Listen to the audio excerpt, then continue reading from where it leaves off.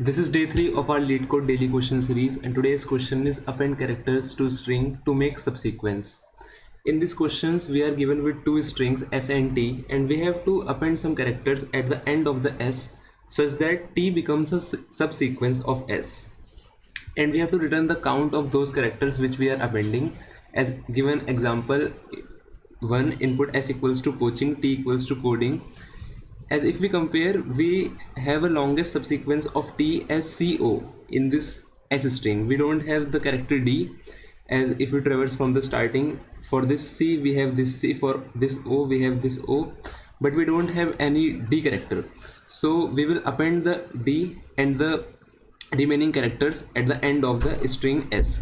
So at the final, the string s will look like coaching and ding at the end, and we have to return the count of the characters that we are appending. So we will return 1 2 3 4 4 as the answer. Let's approach the question with the examples. As in the given first example, s equals to coaching, t equals to coding. Now we have to extract this t string from s. So if we start, and the order will be same, or order cannot be changed, so that like s, if s was a c d o I n g b, it contains all the characters c o d I n g in the t, but the order is not correct. So in this string we can only go c o, we can only go co, and so we have the remaining 4 characters, and this will be our answer. So in the given first example, so as we know, the order of the characters should be in the same order. So if we approach the question, let's take 2 pointers I and j. If we have both pointers pointing to same value, then we will increment both the pointers. Again, both characters are same, so we will again increment both pointers. And now, as we have t of j pointing to d, and we don't have s of I pointing to a, so we will increment only ith pointer to check if the next character is d or any further character is d. And if we find d at any step, we will increment jth pointer and then again repeat the same procedure. So we will increment I again and again. As we don't find d in this string, so the position of j will be at d, which is 0 1 2 3 4 5. So the size of t equals to 6, and the final position of j after the completion of the loop will be at 3. It will be at 2, because j is at d, and so our final answer will be t dot size minus j, the location of j. 6 minus 2 equals to 4, and we have 4 characters to append. Let's understand the question more thoroughly by example 2. It is more good to understand the problem, and so let's take this example. So let's follow the same procedure again. We have I at e, j at starting. Both I and j are initialized at 0, int I equals to 0, comma j equals to 0.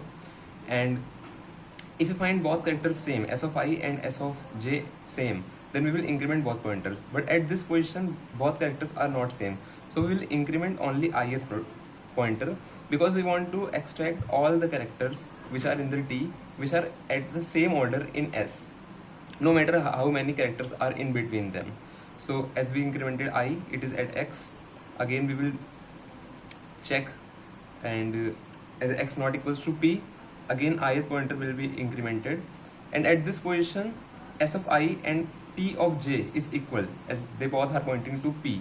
So we will increment both the pointers as we have found the p.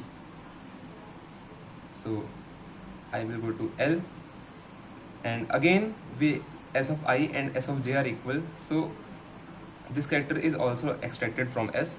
So j will again increment and I will also increment, both the pointers will increment, and s of I is also equals to t of j at this position, so we have also found a.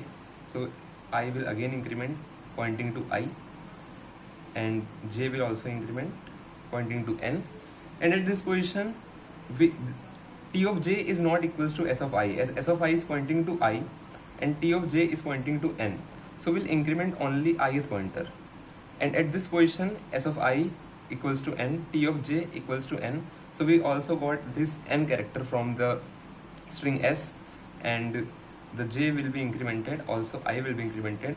And at this position, after incrementing ith pointer and jth pointer, j is pointing to e and I is pointing to 7th, and the size is 7. So the loop will break and we will get and after this execution, we know that we can extract p, l, a, n, these 4 characters from s, p, l, a, n, and the order is also same.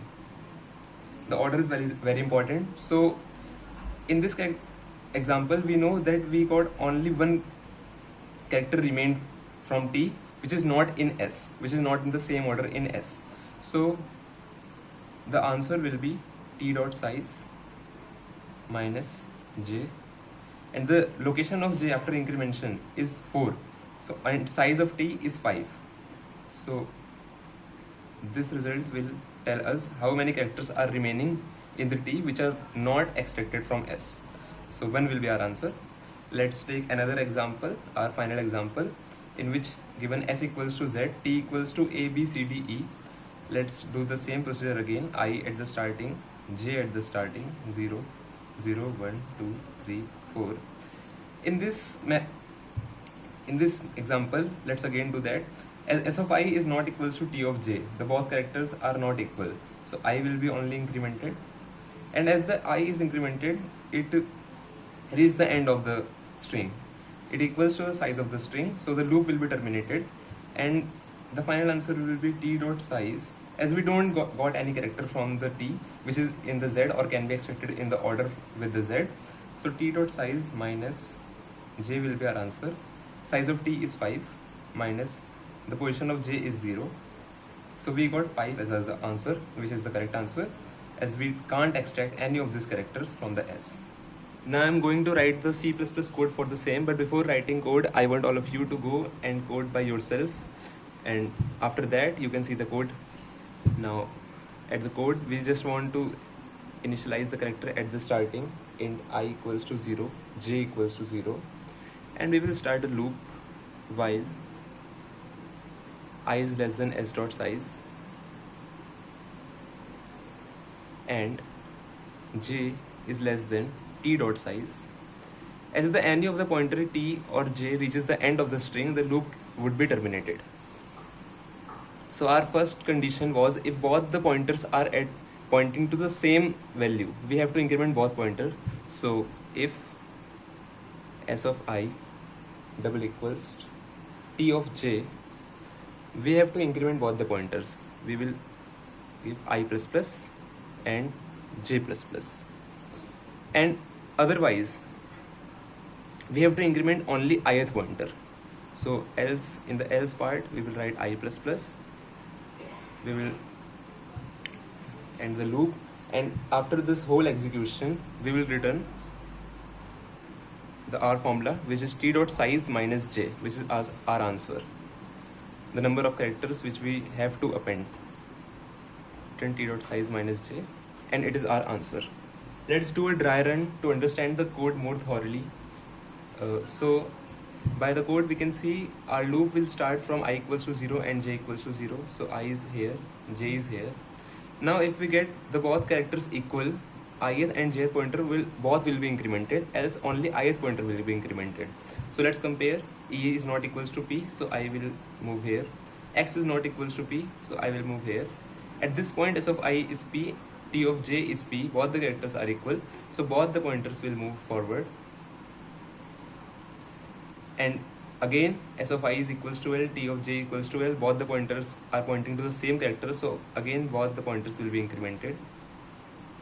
Again we have t of I equals to a, t of j equals to a, s of I equals to a, so again both pointers will be incremented. At this point we have t of j equals to n, s of I equals to I, so we'll increment only ith pointer as both the pointers are not pointing to the same value. At this point, s of I equals to n, t of j also equals to n, so both the pointers will be incremented.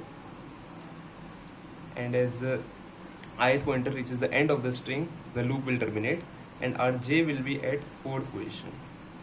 And size of the string is 5, so answer equals to t dot size minus ये 5 है इसका size, 5 minus 4 which is equals to 1.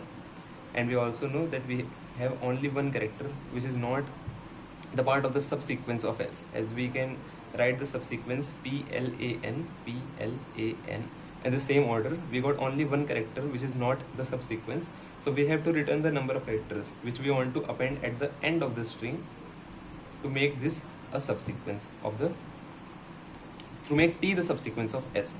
So our answer will be 1. Let's submit the code.